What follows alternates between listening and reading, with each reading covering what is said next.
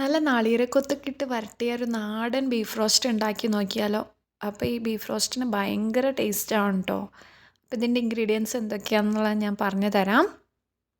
അപ്പോൾ ഇതിനായിട്ട് ഞാനിവിടെ എടുത്തിട്ടുള്ളത് ഏകദേശം ഒരു 3/4 കിലോഗ്രാം ബീഫാണ് കേട്ടോ. അപ്പോൾ ഈ ഒരു ബീഫ് നന്നായിട്ട് കഴുകി വൃത്തിയാക്കി ഇതേപോലെ ഒരു ക്യൂബായിട്ട് കട്ട് ചെയ്യാൻ ശ്രദ്ധിക്കുക. പിന്നെ നല്ല നെയ്യുള്ള ബീഫ് എടുക്കാൻ ശ്രദ്ധിക്കണം കേട്ടോ. പിന്നെ ഞാൻ ഇതിലോട്ട് എടുത്തത് ഒരു 10-20 ചെറിയുള്ളി ഇതേപോലെ ചെറുതാക്കി എരിഞ്ഞതും, ഒരു വലിയ കുടം വെളുത്തുള്ളി ഇതേപോലെ ചെറുതാക്കി എരിഞ്ഞതും, ഒരു വലിയ കഷ്ണം ഇഞ്ചി, ഒരു 5-6 കറിവേപ്പില, ഒരു 2 പച്ചമുളക് ഇതേപോലെ നടുവായിട്ട് കീറിയതും, പിന്നെ ഒരു വലിയ സവോള ചെറുതാക്കി സ്ലൈസ് ചെയ്തതാണ് കേട്ടോ. അപ്പോൾ സവോള നന്നായിട്ട് ചെറുതാക്കി സ്ലൈസ് ചെയ്യാൻ ശ്രദ്ധിക്കുക. അപ്പോൾ ഇതിൽ ഇഞ്ചി വെളുത്തുള്ളി പച്ചമുളകൊക്കെ ഒന്ന് അരപ്പാക്കി എടുക്കണം. അപ്പോൾ ഞാനിവിടെ കുറച്ച് ഇഞ്ചിയും കുറച്ച് വെളുത്തുള്ളിയും ഇവിടെ മാറ്റി വയ്ക്കുന്നുണ്ട് കേട്ടോ. ഏകദേശം ഒരു ടീസ്പൂൺ ഇഞ്ചിയും വെളുത്തുള്ളിയും നമുക്കത് മാറ്റി വെച്ച ശേഷം ബാക്കിയുള്ളത് നമുക്ക് മിക്സിയിലിട്ട് അടിച്ചെടുക്കാം. അപ്പോൾ ഒന്ന് ജസ്റ്റ് ഒന്ന് ചതച്ചെടുത്താൽ മതി, പേസ്റ്റ് പരുവൊന്നും ആക്കണ്ട, ഒന്ന് ചതച്ചെടുത്താൽ മതി കേട്ടോ.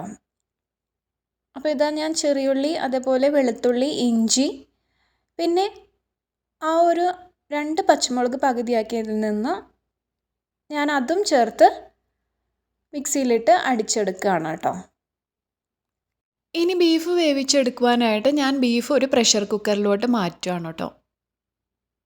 അപ്പോൾ ഇത് നന്നായിട്ടൊന്ന് മാറ്റിയ ശേഷം ഇനി നമുക്ക് ആഡ് ചെയ്ത് കൊടുക്കുവാനുള്ളത് ബീഫിലോട്ട് ആവശ്യമായിട്ടുള്ള ഉപ്പാണ് കേട്ടോ.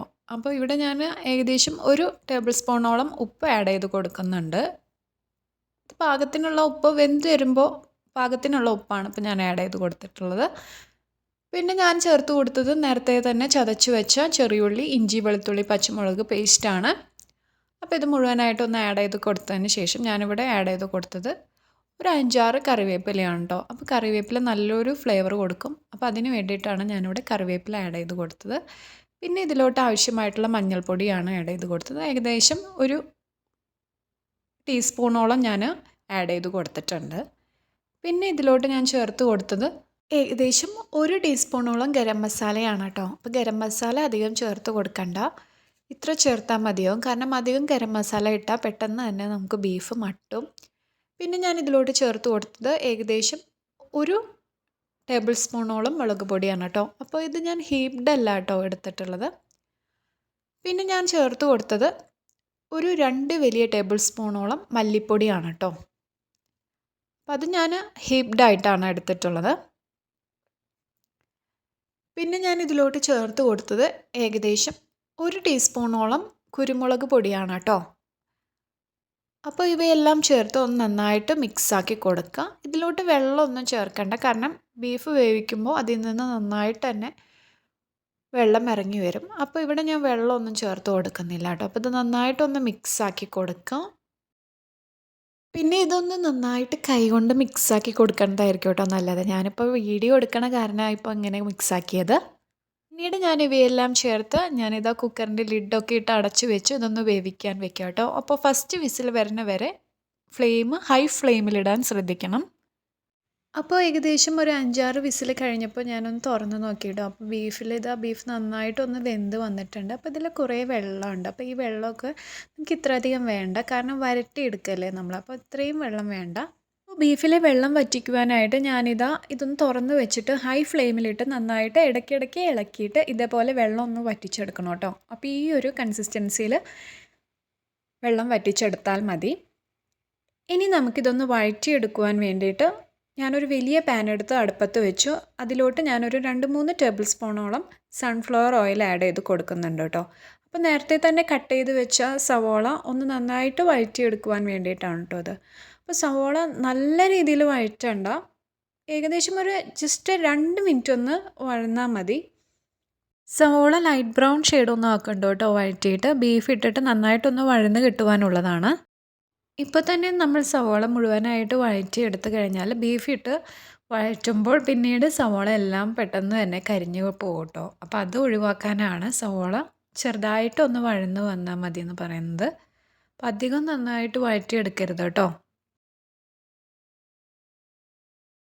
പിന്നെ സവോള ഒന്ന് വഴറ്റി വന്നതിന് ശേഷം ഞാൻ ആഡ് ചെയ്ത് കൊടുത്തത് ഏകദേശം ഒരു ടീസ്പൂൺ കാശ്മീരി ചില്ലിയാണ് കേട്ടോ.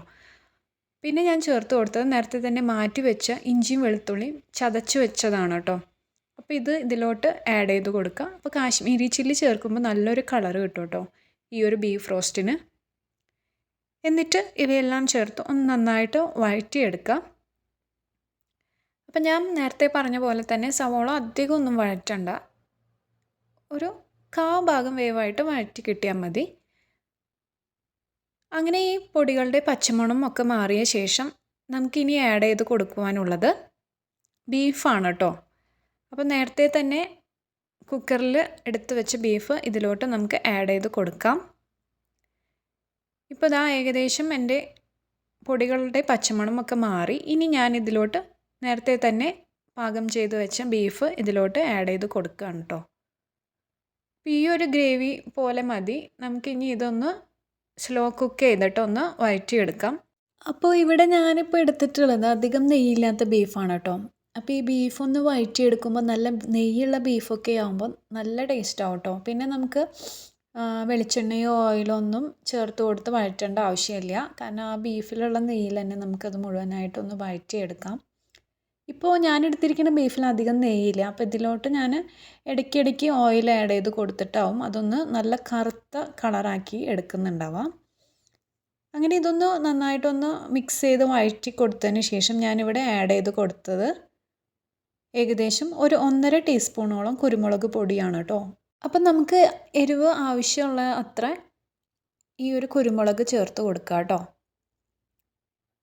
പിന്നെ ഞാൻ ഇതിലോട്ട് ചേർത്ത് കൊടുത്തത് കുറച്ച് ഉപ്പാണ് കേട്ടോ. അപ്പോൾ ഈ ഒരു ഉപ്പ് ഈ ബീഫിലോട്ട് പാകത്തിനായിട്ടാണ് ഞാൻ ചേർത്ത് കൊടുത്തത്. അങ്ങനെ പാകത്തിനുള്ള ഉപ്പും ചേർത്ത് കൊടുത്തിട്ട് നന്നായിട്ട് ഇതൊന്ന് വഴറ്റിയെടുക്കണം കേട്ടോ. ഇപ്പം ഞാൻ ഒന്ന് ലോ ഫ്ലെയിമിൽ ഇട്ടിട്ടാണ് കേട്ടോ ഇത് സ്ലോ കുക്ക് ചെയ്യണത്. അപ്പോൾ ബീഫ് വഴറ്റുമ്പോൾ ഹൈ ഫ്ലെയിമിലൊന്നും ഇട്ട് വഴറ്റരുത്. കാരണം നമ്മുടെ സവാളയൊക്കെ പെട്ടെന്ന് തന്നെ കരിഞ്ഞു കിട്ടും.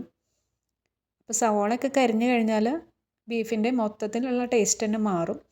പിന്നെ ഞാൻ ഇതിലോട്ട് ആഡ് ചെയ്ത് കൊടുത്തത് ഏകദേശം ഒരു 5-6 കറിവേപ്പിലയാണ് കേട്ടോ. കറിവേപ്പിലയെല്ലാം ചേർത്ത് ഇതേപോലെ നന്നായിട്ടൊന്ന് മിക്സാക്കി കൊടുക്കുക. അപ്പോൾ ഇത് സ്ലോ കുക്കാണ് കേട്ടോ നമ്മളിപ്പോൾ ചെയ്യുന്നത്. ഇനി ആ സ്ലോ കുക്ക് ചെയ്യുന്ന ബീഫിലോട്ട് ആഡ് ചെയ്യാനുള്ള തേങ്ങാക്കൊത്ത് എങ്ങനെയാണ് പ്രിപ്പയർ ചെയ്യാൻ നോക്കാം. അപ്പോൾ അതിനായിട്ട് ഞാനിവിടെ ഒരു ചെറിയ പാൻ എടുത്ത് അടുപ്പത്ത് വെച്ചിട്ടുണ്ട് കേട്ടോ. അങ്ങനെ ആ പാനിലോട്ട് ഞാനൊരു 4 ടേബിൾ സ്പൂണോളം സൺഫ്ലവർ ഓയിൽ ആഡ് ചെയ്ത് കൊടുത്തു.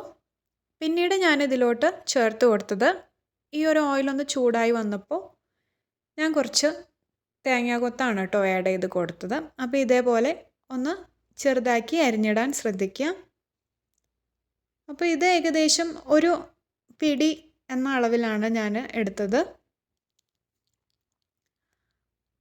അങ്ങനെ ഇതൊന്ന് ചെറിയ തീയിലിട്ട് ഒന്ന് വഴറ്റി മൂപ്പിച്ചെടുക്കണം കേട്ടോ.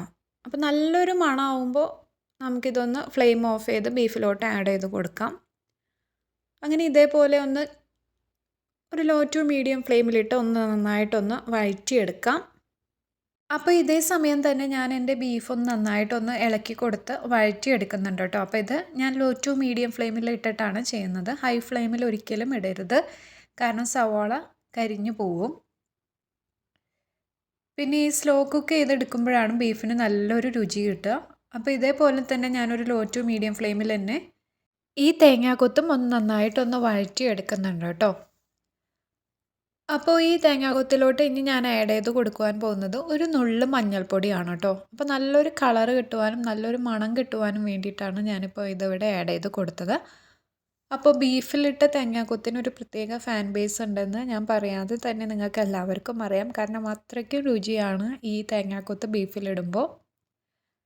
അപ്പോൾ ഇതാ ഈ തേങ്ങാക്കൊത്ത് ഒന്ന് നന്നായിട്ടൊന്ന് വഴറ്റി വരുമ്പോൾ തന്നെ നമ്മൾ ഒരു 2 പച്ചമുളക് ഇതേപോലെ നടുവായിട്ട് കീറി ഒന്ന് ഇതിലോട്ട് ചേർത്ത് കൊടുക്കുക. അപ്പോൾ ഇതും നല്ലൊരു ടേസ്റ്റ് കൊടുക്കും കേട്ടോ ബീഫിന്.